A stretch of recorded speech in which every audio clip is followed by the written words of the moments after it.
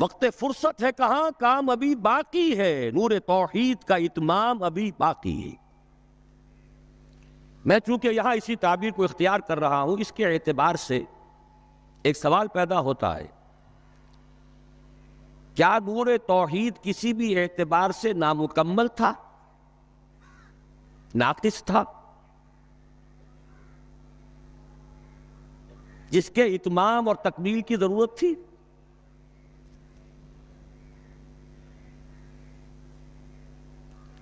اگر میں اس سوال کا جواب ہاں میں دوں تو آپ سب چونک جائیں گے، لیکن میری وضاحت سن لیجئے۔ جہاں تک عقیدے کا نور ہے، عقیدے کی توحید ہے، اور انفرادی سطح پر اپنے عمل کی توحید ہے، توحید کے دو حصے سمجھ لیجئے۔ ایک توحید ہے عقیدے کی توحید، اللہ کو ایک ماننا، ایک جاننا، اس کی صفات میں، اس کی ذات میں کسی کو اس کا ساجی، ہمسر، برابر، ہم اللہ، کفو، ند، ضد نہ سمجھنا۔ ایک عمل کی توحید ہے کہ ایک ہی اللہ کے مطیع فرمان ہو جانا، ہمہ تن، ہمہ وقت، ہمہ وجوہ، مخلصین لہ الدین، یہ عملی توحید ہے۔ تو عقیدے کی توحید اور انفرادی سطح پر عمل کی توحید ہر دور میں مکمل رہی۔ حضرت آدم کی بھی مکمل تھی، حضرت نوح کی بھی مکمل تھی، تمام انبیاء کرام کی مکمل تھی، نہ ان کی عقیدے کی توحید میں کوئی کسر ہو سکتی تھی، نہ انفرادی سطح پر عمل کی توحید۔ لیکن ایک توحید ہے اجتماعی سطح پر عمل کی توحید، پورے نظام زندگی کا اللہ کے حکم کے تابع ہو جانا، یہ ابھی مکمل ہونا تھا، اس کی تکمیل ہونی تھی۔ افراد موحد تھے اپنی زندگیوں میں بھی، اپنے عقیدے میں بھی۔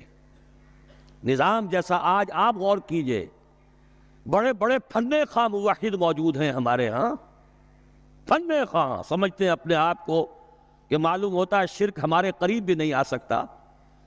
اجتماعی سطح پر ہم سب مشرک ہیں، پوری قوم مشرک ہے، مشرکانہ نظام ہے۔ جب تک وہ یکون الدین کلہ للہ نہیں ہوتا، یہ نظام مشرکانہ ہے، قانون اللہ کا نہیں ہے۔ آپ کی عدالتوں میں اللہ کے حکم کی کوئی حیثیت نہیں، آپ کی منڈیوں میں اور بازاروں میں اللہ کا حکم نہیں چلتا ہے۔ معلوم یہ ہوا کہ ایک ہے اجتماعی توحید۔ کچھ مواقع ضرور آئے ہیں تاریخ انسانی میں جبکہ اجتماعی توحید بھی ہوئی، حکومت قائم ہوئی حضرت داؤد کی اور حضرت سلیمان کی، وہ اجتماعی توحید کی تھی۔ لیکن ایک بات نوٹ کر لیجئے گا، یہ میرا اصل میں کل کی تقریر کا موضوع ہے۔ یہ کام تاریخ انسانی میں صرف ایک مرتبہ ہوا ہے کہ ایک فرد واحد اپنی دعوت کا آغاز کرے اور تمام مراحل سے گزار کر اپنی اس دعوت اور تحریک کو اور توحید کامل تک معاشرے کو پہنچا دے۔ یہ اس سے پہلے کبھی نہیں ہوا۔ حضرت داؤد کو تو راہ چلتے حکومت مل گئی تھی، جنگ تو ہو رہی تھی حضرت طالوت اور جالوت کی، وہ تو ایک گڈریا اپنا گوپیا لے کر آ گیا ہے وقت پر اتفاقاً، اور اس گوپیے کی جو پتھر تھا وہ جالوت کے آنکھوں کے اس کی زرہ میں جو سوراخ تھا اس میں سے ہو کر اس کے بھیجے میں گزر گیا، مارا گیا، حکومت مل گئی۔ کیا حضرت داؤد ایک داعی کی حیثیت سے سامنے آئے تھے؟ کیا انہوں نے اپنی کوئی جماعت بنائی تھی؟ کیا ان مراحل سے گزرے تھے؟ قطعاً نہیں۔ صرف ایک مرتبہ ہوا ہے تاریخ انسانی میں، اور وہ محمد الرسول اللہ صلی اللہ علیہ وسلم۔ فرد واحد سے بات شروع کر کے یہ جو آتا ہے خطبات جمعہ میں آپ سنتے وحد اللہ، توحید باب تفصیل سے، اور اپنی توحید کو خالص کرو اور خالص کرو اور خالص کرو اور خالص کرو، شرک سے اسے ہر اعتبار سے پاک کر دو۔ یہ تو پوری زندگی کا لائف لانگ ایفرٹ ہے. آخری امتحان توحید کا جو لیا ہے ابراہیم کے رب نے. دیکھیں اس بوڑھے کے دل میں کہیں اپنے بیٹے کی، اکلوتے بیٹے کی محبت تو ہم سے زیادہ نہیں ہو گئی. کیسے کیسے امتحانات سے گزر چکا وہ بوڑھا، کیسے کیسے امتحانات. لیکن آخری امتحان دعائیں مانگ مانگ کر بیٹا لیا تھا. فلما بلغ معہ السعی، اور جب اب ذرا ہاتھ بٹانے کے قابل ہوا، کہیں اس کی محبت ہماری محبت سے زائد تو نہیں ہو گئی. انی ارا فی المنام انی اصبحک فانظر ماذا تری. اس لیے جو آتا ہے قرآن مجید میں بار بار حضرت ابراہیم کے لیے آخری سند کے الفاظ آتے ہیں وما کان من المشرکین، شرک کے ہر شائبے سے پاک. تو یہ توحید عملی اجتماعی سطح پر ہونی باقی تھی. اس کا تعلق ہے اگلی آیت سے. یہ کب ہوگی؟ هو الذی ارسل رسولہ بالہدی ودین الحق لیظہرہ علی الدین کلہ ولو کرہ المشرکون.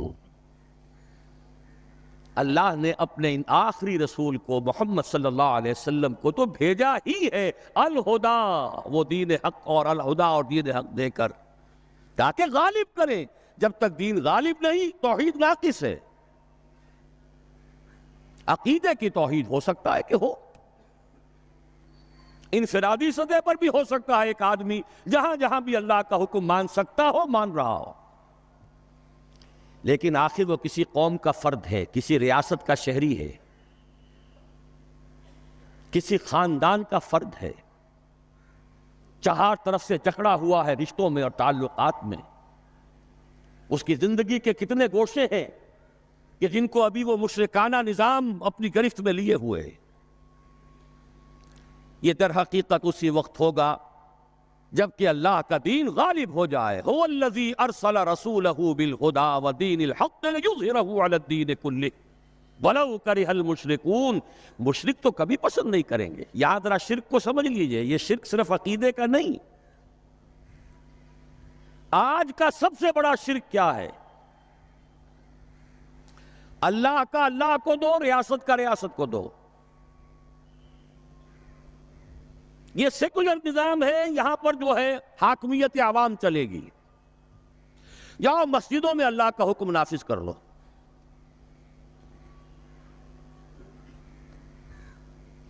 یہ سب سے بڑا شرک.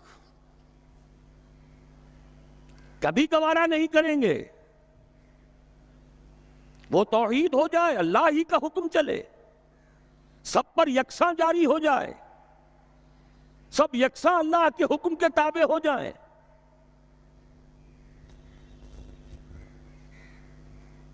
وَلَوْ كَرِهَ الْمُشْرِكُونَ. مشرک کبھی نہیں چاہیں گے، لیکن ان کی مخالفت کے علی الرغم، ان کی ساری ریشہ دوانیوں کے باوجود،